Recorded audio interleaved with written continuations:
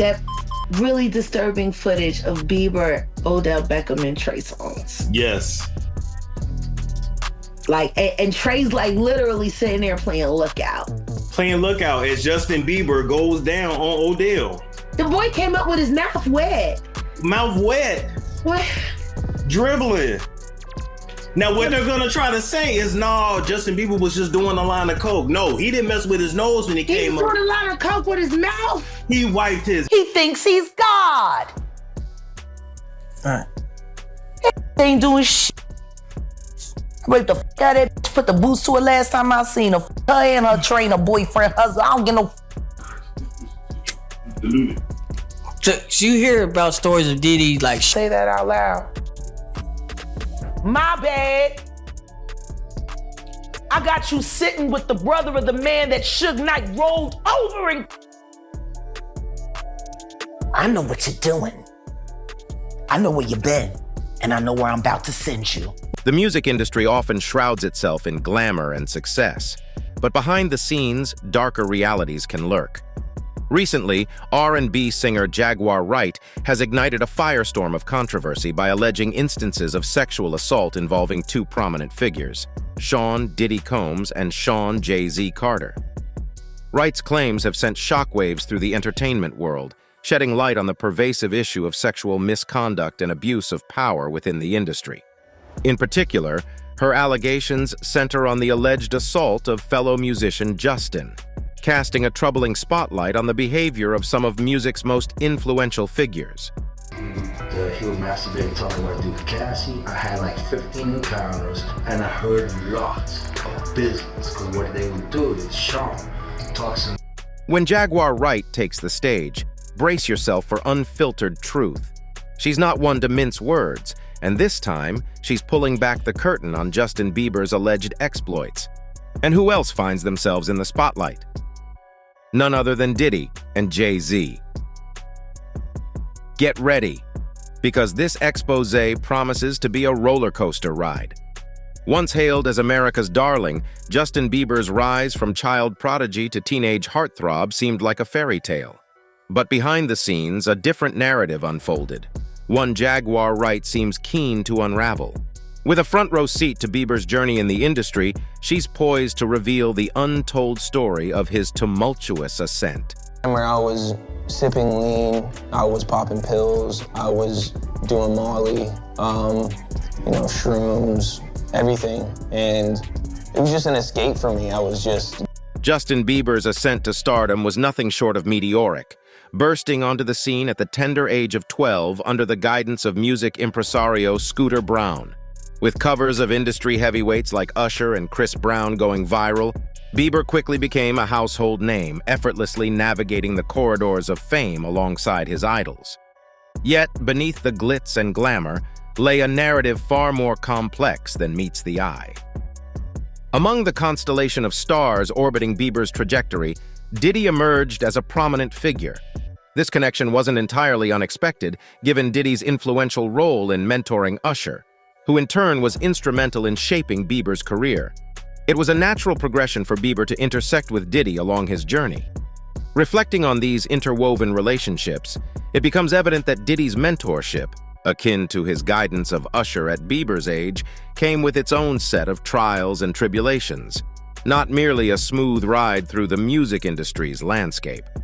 Curious, I got a chance to see some things. Yeah, but you were 13. What were you seeing? I went there to see the lifestyle, right? And I saw it, and it was, but I don't know if I could indulge and understand what I was even looking at. It was pretty wild. So nobody tried to, some woman didn't come along. I didn't say that. Okay. I didn't say that. What I did say is that there were very curious things taking place. And I didn't. Usher's decision to introduce Justin to Puff Daddy, even granting him 48 hours of unsupervised time with the rap mogul and business titan, likely stemmed from strategic career planning and mentorship goals. With Usher's own experiences benefiting from mentorship within the industry, he saw an opportunity for Justin to gain valuable insights and connections by engaging with someone as influential as Puff Daddy. That I am today without the experiences that I had in New York City. One, just being in a new place where I would have to adjust, right? I didn't have the comfort of home. I'm in New York City and they was done and sonning me to death, bro. And I was like, shout it out. He further added in interview, being an artist, that man helped me understand life. He helped me understand what it was to be an artist. He helped me understand what it was to be passionate about something. He helped me understand culture. He helped me understand business at a different level, because I'm seeing him go from his independence to then becoming Puff Daddy. Diddy's mentorship played a pivotal role in shaping Usher's journey as a budding singer, providing him with invaluable opportunities to interact with rap legends long before he established himself as a star in his own right. In a recent interview with Vulture, the R&B veteran fondly recalled his encounters with icons like Tupac, the Notorious Big, and Ice Cube during the late 90s. However, these formative experiences may have come with a price tag. Usher found himself under Diddy's wing as a barely teenager, thrust into the world of hip-hop and rubbing shoulders with industry giants at parties from a remarkably young age. See, looking at that, thank God that I had that experience, you know what I'm saying? And by the way, at New York's hottest moment, you know what I'm saying? This is Terror Squad and Fat Joe. I'm like, how? In the interview, he delved deeper into his experiences. His experiences ever. I happened to be on stage performing with Biggie, and this is back when he had a song called Party and Bull Dong, Cow Dong. You know what I'm saying? I was like, yo, this is crazy. But I was able to take all of that and then begin to understand, oh, okay, I get it. I see what the world is, but now I want. During his interview with Howard Stern, Usher briefly mentioned his exposure to the lifestyle, delicately avoiding delving into specific details. He hinted at the extravagance of these gatherings, suggesting a reluctance to fully engage and immerse himself in them. While Usher seemed guarded about revealing the full extent of his experiences, it's clear that something impactful occurred. When Howard asked if he would consider sending his own children to the Puffy flavor camp, Usher's response left no room for doubt. A firm hell no. "You're a dad now. Would you ever send your kid to a Puffy camp?" Stern asked him. "Hell no," Usher replied. While we can't confirm the precise details, only Usher, Diddy, and Diddy's inner circle truly know the truth. What's evident is that whatever transpired was significant enough for Usher's mother to vehemently oppose her son's association with Diddy in the past. Allegedly, she even attempted to take action against Diddy upon discovering a disturbingly close relationship between him and Usher. Now let's unpack the concept of the Puffy flavor camp, which, let's admit, sounds rather peculiar. What exactly did it entail? And why would anyone consider sending a child to live with someone like Diddy, given his reputation? This was the 90s, sure, but even then, there were whispers about Diddy's rumored involvement in certain matters. While there were no official reports of him showing interest in young men at the time, rumors were indeed swirling. Furthermore, Diddy was already gaining notoriety for his extravagant lifestyle, legendary house parties, alleged orgies, and a reputation as a wild child. So how could anyone perceive it as a wise decision to have a child living under his roof? That's certainly not an environment suitable for a child. Yet not only was Usher in that situation, but he was immersed in it. It's also noteworthy how Usher avoids discussing his time living with Diddy, supposedly because he's deeply affected by what he witnessed and was allegedly compelled to do during his stay. Howard Stern managed to coax Usher into sharing some insights about his experiences living with Diddy, and what Usher disclosed was enough to raise serious concerns. Describing it as pretty wild, Usher said he witnessed curious things and emphasized that this was the 90s. "Do you understand what that's like? I went there to see the lifestyle," he continued, "and I saw it, but I don't know if I could indulge and understand what I was even looking at. It was pretty wild. It was crazy. There were very curious things taking place, and I didn't necessarily understand it." Usher reminisced about the notable presence of famous artists such as Biggie Smalls, Lil' Kim, Craig Mack, Faith Evans, and Mary J. Blige during that period. When asked if he was staying up until 4 a.m. partying with Diddy and his entourage, the Yeah performer said he could, and actually stayed up longer than them. In previous interviews, Usher has asserted that L.A. Reid sent him to Diddy's residence in Scarsdale, New York, labeling the encounter as Flavor Camp. In a 2004 interview with Rolling Stone, Usher recalled how Diddy introduced him to a totally different set of sex, specifically. "Sex is so hot in the industry, man," he continued, claiming. "There was always girls around. You'd open a door and see somebody doing it, or several people in a room having an orgy. You never knew what was going to happen." Before speculation arises about why Usher's parents didn't intervene or pursue justice for their son, Usher has disclosed that Diddy manipulated him into keeping the truth hidden from them. Mary J. Blige, they didn't know nothing about this. Oh. I was having a good. Have you seen that trending video where Diddy subtly suggested that he and Usher used to bunk together? That's my brother right here from day one. We used to wake up and, pause, but like, check this out.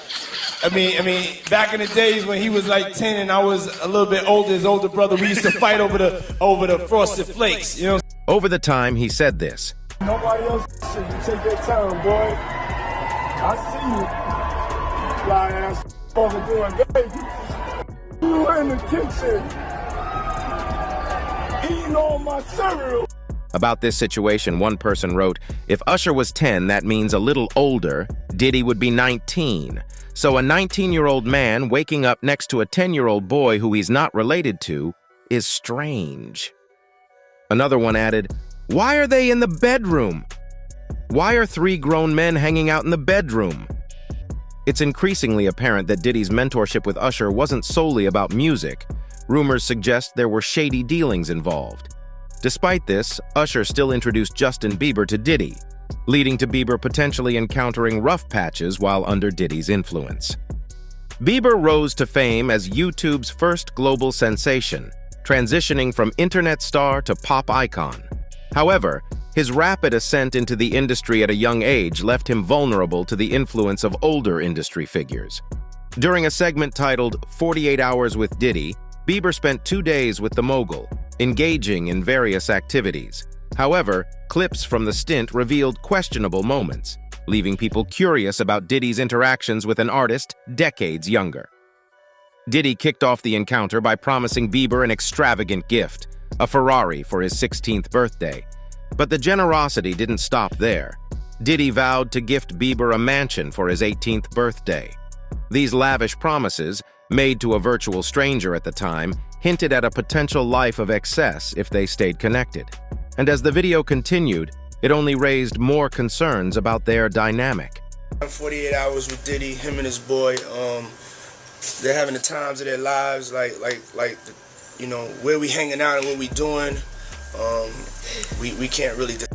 The involvement of a man in his 40s with a barely teenage boy raises understandable concerns, especially considering the need for discretion. It's even more unsettling when you remember the video of Diddy and Justin Bieber promoting Diddy's album in the early 2010s. This occurred after the 48 Hours with Diddy segment, and Bieber appeared visibly uncomfortable in Diddy's presence. What drew attention back then was the awkwardness of their interaction, with Bieber stuttering at the start of the video and the uncomfortable arm around his shoulder. Yeah, so as soon as you turn 16, you know what I'm saying, I'm gonna let you rock this every time you come to LA. Yeah, this will be yours. So every time you come. It's important to note that there is currently no concrete evidence supporting these allegations, but they do raise questions about Diddy's motivations behind lavish gifts and interactions with young celebrities like Justin Bieber. Speculation suggests that these actions may have been aimed at involving Justin Bieber in potentially age-inappropriate activities. This underscores the necessity of proper parental guidance for young celebrities, particularly in potentially vulnerable situations. While we're not confirming specific details of what transpired, Justin Bieber hasn't provided full disclosure about his experiences with Diddy and Usher. The silence surrounding these rumors speaks volumes, particularly as they gain traction. Furthermore, Diddy's own acknowledgement of tension in their friendship, noting Justin's distance, adds another layer to the speculation. "You haven't been calling me and hanging out the way we used to hang out?" Mr. Diddy, what might be the reason for your interest in spending time with someone over 2 decades younger? Well, according to Gene Deal, a prominent source of tell-all revelations and Diddy's former bodyguard, he claims to have insight into the matter. 16-year-olds ain't sneaking in the Diddy party. So, Lil Rod, if he having conversations with him, he may say, yo, how old are you, or something like that. Somebody say, I'm like 16, I'm 15. Somebody had to tell him their age for him to know who you came here with. It's no secret that Diddy has been linked to younger women in the past, but Gene Deal's recent mention suggests there might be more to uncover. Cassie's legal troubles have brought some of these issues to light, particularly regarding their relationship that started when she was just 19. Cassie Ventura, once a prominent figure in Diddy's romantic life, had a public persona that often overshadowed the reality of their situation. Behind the glitz and glamour, it seems there was a darker side to their story, as Cassie herself has hinted. After years in silence and darkness, I am finally ready to tell my story, and to speak up on behalf of myself and for the benefit of other women who face violence and abuse in their relationships. In her legal filing, Cassie Ventura's team references a law set to expire next week, drawing attention to its imminent deadline in her statement. With the expiration of New York's Adult Survivors Act fast approaching, it became clear that this was an opportunity to speak up about the trauma I have experienced and that I will be recovering from for the rest of my life, she said. What Cassie disclosed was nothing short of shocking. According to her court documents, Diddy was allegedly involved in something referred to as freak-offs, which lived up to their disturbing name. He allegedly hired a man and brought him to his home in Los Angeles to engage in the sex acts with Cassie. Mr. Combs directed Miss Ventura to perform sexual acts with this man while Mr. Combs watched them, the lawsuit states. He masturbated while he directed Miss Ventura and the man to do specific sexual acts. The entire encounter lasted multiple days. The lawsuit alleges Cassie claimed the freak-offs would often take place in hotel suites, including the Trump International Hotel in Columbus Circle, L'Hermitage Beverly Hills, the London Hotel in Los Angeles, and intercontinental hotels across the country. His assistants would allegedly help set up the freak-offs by providing baby oil and lubricant. The lawsuit states, Mr. Combs always supplied Miss Ventura and the sex worker with copious amounts of drugs before and during the FOs. Miss Ventura was given ecstasy, cocaine, GHB, ketamine, marijuana, and alcohol in excessive amounts during FOs, which allowed her to disassociate during these horrific encounters. Diddy allegedly pressured Cassie into using explicit language while recruiting participants. According to Gene Deal, a former insider in Diddy's circle, Diddy's interests weren't just about voyeurism, but also involved active participation. In that lawsuit, you gotta realize that we only got a portion of it because it's been chopped up. Things has been taken out. So somebody would look a certain way. Now, they left some of the things in there. But I'm sure plenty of times, Cassie may have seen some stuff that she ain't really want to look at. Jaguar Wright recently made some bold claims about Diddy's lifestyle during a conversation with YouTuber Storm Monroe. Allegedly, Diddy may have introduced Justin Bieber to his extravagant way of life. Like Cassie, Justin seemed to be trying to distance himself from Diddy, but Diddy wasn't ready to let him go easily, despite Justin's apparent discomfort. There's also footage of Justin interacting with Odell Beckham Jr. at one of Diddy's events, where some speculate Justin was wiping his nose after indulging in substances, while others, including Jaguar and Storm, believe he was wiping his mouth. Draw your own conclusions from that. Really disturbing footage of Bieber, Odell Beckham, and Trey Songz. Yes. And Trey's literally sitting there playing Lookout. Playing Lookout as Justin Bieber goes down on Odell. The boy came up. It's deeply disturbing, especially considering this isn't the first time such allegations have surfaced about Diddy's treatment of young talents under his wing. In 2020, Jaguar shared a video on Instagram detailing how Diddy allegedly coerced R&B singer Christopher Williams, one of his artists from the 1990s, into performing a specific act on him. Jaguar claimed to have received this information from an unnamed entertainment lawyer who previously worked with Diddy. According to Jaguar, this lawyer walked in on Diddy and Christopher, with Christopher seemingly performing the act on his boss. This young woman walked in to get approval on some paperwork, see.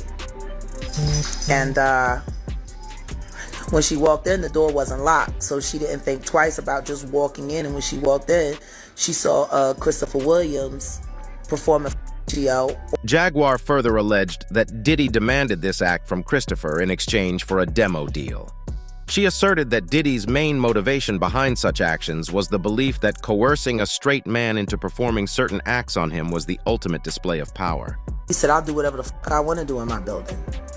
And I just don't know. He was like, it's power, see. I can make a man, he said, if I can make a man suck my, I can make people do anything. Gene Deal, Diddy's former bodyguard, commented on and seemed to corroborate Jaguar's accusation on his YouTube channel.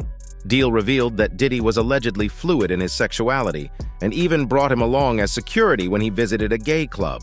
Furthermore, Deal hinted that he personally witnessed Diddy engage in homosexual acts. In contrast to Jaguar, whose information came from an unnamed lawyer, Deal claimed to have directly observed these occurrences. Watch the door, don't let nobody come through here. And I said I watched the door. If I watched the door and him and a man ran out naked, and I said that, ain't nobody told me that. I saw that myself. I'm telling you what I. For those new to the allegations surrounding Diddy, it's important to note that claims about his sexuality have circulated for some time within the industry, not just among conspiracy theorists. 50 Cent, a prominent figure who has sparred with Diddy, was one of the first to openly discuss these rumors. But he's not alone. Gene Deal, Jaguar Wright, and various other insiders have also suggested that Diddy might be leading a double life. With the intricate details shared by these sources, distinguishing between fact and fiction has become increasingly challenging as the lines blur. Adding to the mix, comedian Cat Williams recently claimed that Diddy offered him an extraordinary $50 million for a one-night encounter. Now, I've had to turn down $50 million 4 times. 4 times, just to protect my integrity. As Jaguar Wright continues to reveal allegations and lawsuits make headlines, it seems like the roster of male celebrities linked to Diddy's alleged activities keeps expanding. The question arises, is Diddy genuinely capable of the behaviors he's been accused of, or are these reports exaggerated? Moreover, why didn't Usher protect Justin from being exposed to such a lifestyle? The situation is complex and multifaceted, leaving much to unravel and examine. One fan wrote, "The fear on Justin's face where he's surrounded by those jackals haunts me. There, looking at him like a starving man looks at a piece of meat, and the one holding his neck gives me nightmares. These barbarians must be held accountable. How many other innocents did they abuse and torture? My heart breaks for what Justin had to endure." That's it for today. See you in the next video. Until then, goodbye.